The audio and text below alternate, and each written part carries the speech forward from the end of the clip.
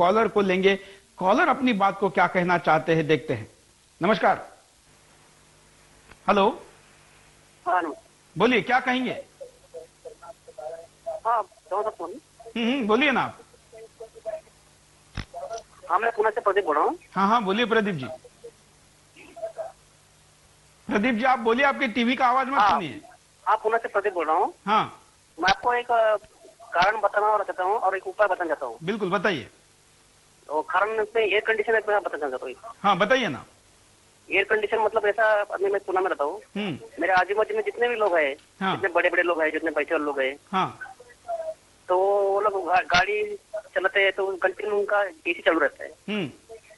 गाड़ी के नीचे उतरेंगे बाद में भी 1-1 घंटा कैसे काम रहेगा, तब तक वो एसी चालू रखते हैं। तब तक काम करके आएंगे, तब तक ये गाड़ी ठंडा ठंडा रहना चाहिए, इसलिए। बिल्कुल सही कह रहे हैं, ये कारण है। उपाय क्या बताने वाले हैं आप? उपाय मतलब जब सब घर में कुछ लोग रात में सोते समय कंटिन्यू लाइट चालू रख के सोते हैं, वो लाइट बंद करके भी सो सकते हैं। बिल्कुल, धन्यवाद। एक और कॉलर भी यहाँ पर और जुड़ने जा रहे हैं, उनकी प्रतिक्रिया भी लेते हैं, देखते हैं क्या कहना चाहते हैं। नमस्कार, बोलिए। हाँ, नमस्ते जी। बोलिए। जो आज का विषय है ये बिल्कुल सही आपने उठाया है और भारतीय जीवन शैली ही इसका सही उपाय है। हम देखते अपने इतिहास पर नजर डालते हैं तो हमारे जो ऋषि मुनि थे वो पेड़ों की छांव में अपना जीवन यापन करते थे और यज्ञ के माध्यम से वातावरण को सुगंधित कर करके इस पर्यावरण को दूषित होने से बचाते थे, जिसकी वजह से पूरा मानव समाज भी निरोग रहता था, बीमारियां नजदीक नहीं आती थी, शुद्ध अन्न मिलता था। तो आज जिस प्रकार से ग्लोबल वार्मिंग हो रही है उससे बीमारियां भी बढ़ गई है, अन्न भी दूषित हो चुका है और वायु भी दूषित हो चुकी है। बहुत सारे हमारे बीमारियां आज घर कर गई है।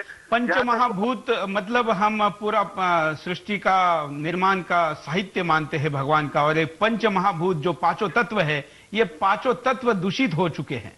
जी बिल्कुल। हाँ जी, क्या उपाय आप बताते हैं इसका? उपाय नंबर 1 तो जहाँ जिस तरह मेरे से पहले कुछ कॉलर ने बताया, यज्ञ की महिमा बताई, यज्ञ के माध्यम से हम वातावरण को सुगंधित कर सकते हैं। दूसरा, कुछ कॉलर ने सरकार के ऊपर दोषारोपण किया है कि सरकार ध्यान नहीं दे रही। ठीक है, सरकार का कर्तव्य बनता है, लेकिन यदि हर व्यक्ति समाज में अपने ऊपर भी यदि कोई जिम्मेवारी लेने के काम करे और वो वहां से एक मुहिम को शुरू करे तो बहुत बड़ा परिवर्तन इस देश में आ सकता है। जिस प्रकार हम जन्मदिन मनाते हैं, हमेशा मोमबत्ती जला करके और उसको बुझाते हैं, उससे भी कार्बन डाइऑक्साइड पैदा होती है। यदि हम इस पद्धति को छोड़ करके बिल्कुल, मैं प्रदीप जी आपको एक बात में रोकना चाहूंगा। बीबीसी ने या डिस्कवरी ने, शायद ऐसे किसी एक चैनल ने एक कार्यक्रम पिछले दिनों किया और कहा कि जो केक के ऊपर मोमबत्तियां लगाई जाती है और उसको फूंक मार के जो बुझाया जाता है, फूंक मारते समय जो मुंह से हवा बाहर आती है वो पानी मतलब जो थूक है वो भी बाहर लेके आती है, और थूक में व्यक्ति के विषाणु होते हैं, और एक केक पर एक फूंक के साथ जो थूक आती है वो कम से कम 13 करोड़ वायरस लेकर आती है। ये बिल्कुल ठीक फरमाया आपने।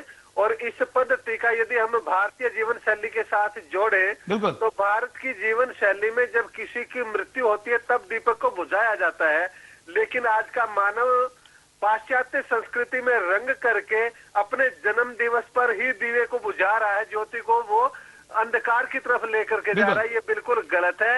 हम इस पद्धति को छोड़ करके अपने जन्मदिन पर हर व्यक्ति एक पेड़ भी लगाता है तो कितने करोड़ों की ऑक्सीजन इस समाज को दे पाएगा और उसका बहुत बड़ा सराहनीय सहयोग रहेगा। और समाज को देगा, खुद भी लेगा और इसमें सरकार का कोई कहीं भी रोल नहीं आता। बिल्कुल एक व्यक्ति अपने स्तर से चालू कर सकता है। आज मैं सुदर्शन चैनल के माध्यम से जिस प्रकार लाल बहादुर शास्त्री ने जिस समय एक बार देश पर अन्न का संकट आया था, उन्होंने एक आह्वान किया था कि मेरे देश का हर नागरिक हर सोमवार को एक समय का भोजन त्यागेगा। एक समय के भोजन से जब देश के अन्न की समस्या दूर की जा सकती है तो आज जो हमारी ऊर्जा की खपत बढ़ती जा रही है, जैसे आपने शुरू में कहा था कि 1 घंटे का हम यदि बिजली कट करके चलते हैं, बहुत बड़ा वो नहीं है लेकिन इससे बहुत सेविंग हो सकती है। बिल्कुल, धन्यवाद। बहुत अच्छी बात आपने यहाँ पर कही है, बताया है, लेकिन और भी जो संक्षिप्त में कुछ उपाय आपके सामने। आज पूरी दुनिया के सामने ग्लोबल वार्मिंग सबसे बड़ी समस्या है। ऐसे में सबसे बड़ी चुनौती है कि इससे कैसे निपटा जाए, यानी क्या है इसके उपाय।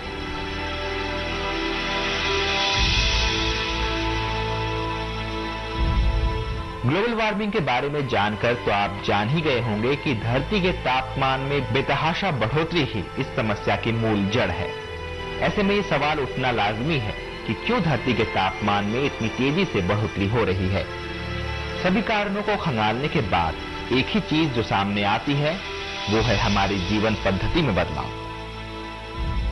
औद्योगिकीकरण के बाद हमारी सुविधाएं तो जरूर बढ़ गई हैं, लेकिन छोटी छोटी सी खुशी के चक्कर में शायद हमने इसके दूरगामी दुष्परिणाम को नजरअंदाज कर दिया, जो आज ज्वलंत समस्या बनकर सामने आई है। ऐसे में अगर पूरी दुनिया में भारतीय जीवन पद्धति को अपनाया जाए तो निश्चित रूप से इस समस्या से निजात मिल सकती है और पूरी दुनिया जलमग्न होने से बच सकती है। भारतीय जीवन पद्धति से मेरा मतलब है वो जीवन पद्धति जो आज भी भारत के गांव में देखने को मिलती है, वो जीवन पद्धति जो यहाँ की संस्कृति और पर्व त्योहारों में देखी जाती है, जिनका प्रकृति के साथ सीधा संबंध होता है। आज भी गांव में कार्बन डाइऑक्साइड जैसी प्रदूषित हवा छोड़ने वाली गाड़ियों का इस्तेमाल करने की बजाय साइकिल और बैलगाड़ियों का इस्तेमाल किया जाता है। कभी नष्ट न होने वाले प्लास्टिक की चप्पल पर लकड़ी के खड़ाव को तरजीह दी जाती है। सच तो यह है कि परंपरा की आधुनिकता का भी सहज आकर्षण होता है। नई तकनीकों के प्रति आकर्षण और उन्हें अपनाने की ललक मानव के स्वाभाविक रूप से होती है। वहीं दूसरी ओर विकसित देशों में शेविंग क्रीम से भी निकलने वाली गैस पर्यावरण के लिए घातक होती है। ऐसे में पूरी दुनिया को आज जरूरत भारत की उसी संस्कृति को अपनाने की आ गई है जिसे आधुनिकीकरण और विकास की होड़ में हम कहीं न कहीं भूलते और पीछे छोड़ते जा रहे हैं। इसका सबसे पहला उपाय है रिन्यूएबल एनर्जी का प्रयोग। इसके तहत सौर ऊर्जा, पवन ऊर्जा आदि ऊर्जाओं को इस्तेमाल में लाना चाहिए। इस तरह के प्रयोग कहीं ना कहीं गर्मी को बहुत कम कर देते हैं। इसका दूसरा उपाय है ज्यादा से ज्यादा पेड़ लगाना। पेड़ पौधे इंसानी जीवन के लिए बहुत जरूरी हैं। अगर प्रकृति हरी भरी होगी तो मानव प्राकृतिक आपदाओं से सुरक्षित रहेगा। इसलिए अधिकाधिक पेड़ों को लगाया जाना चाहिए। बचाव का तीसरा मुख्य उपाय है लोगों को शिक्षित करना। दुनिया भर में ज्यादातर लोग पढ़े लिखे हैं, लेकिन प्रकृति के प्रति वह अशिक्षित हैं। लोग यह नहीं जानते कि वह छोटी छोटी गलतियों से पर्यावरण का नाश कर रहे हैं। इसलिए लोगों का जागरूक होना जरूरी है। वहीं चौथा कारण है कचरे को हटाने का सही प्रबंधन करना। विश्व भर में औद्योगिक कचरे, घरों से निकलने वाले कचरे से कहीं ना कहीं दिक्कतें पैदा होती हैं। अगर इसके सही प्रबंधन का उपाय किया जाए तो यह भी ग्लोबल वार्मिंग कम करने में सहायक होगा। अब सबसे आखिरी और मुख्य उपाय वह है जीवन पद्धति में बदलाव। अगर इंसान अपनी जीवन पद्धति में थोड़े बहुत परिवर्तन करे तो प्राकृतिक विनाश से बचा जा सकता है। हम दिन भर में अगर कुछ कदम प्रकृति के बचाव के लिए उठाएं तो हमारा अपना बचाव अपने आप हो जाएगा। इन सबको अगर हम समझ लें तो ग्लोबल वार्मिंग जैसे महाविनाश से बचा जा सकता है। कई कड़वे उपाय है, कई उपाय हो सकते हम सब सहमत ना हो।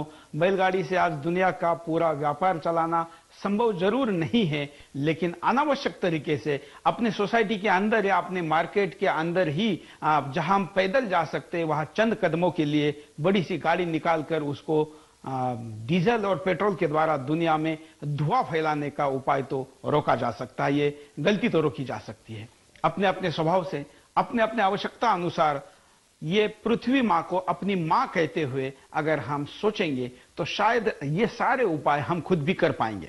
एक हमारे कॉलर ने फैक्स पे एक कविता भेजी है, मैं आपके सामने इसको थोड़ी सी पढ़ना चाहूंगा।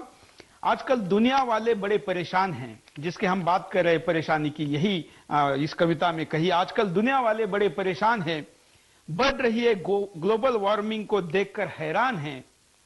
यह तो अभी प्रकृति की सिर्फ चेतावनी है। जो भी हो रहा है, जापान जैसी बड़ी घटनाएं हम जिसको बहुत बड़ा मान रहे, कभी उसको केवल चेतावनी मानते हैं कि यह तो अभी प्रकृति की सिर्फ चेतावनी है।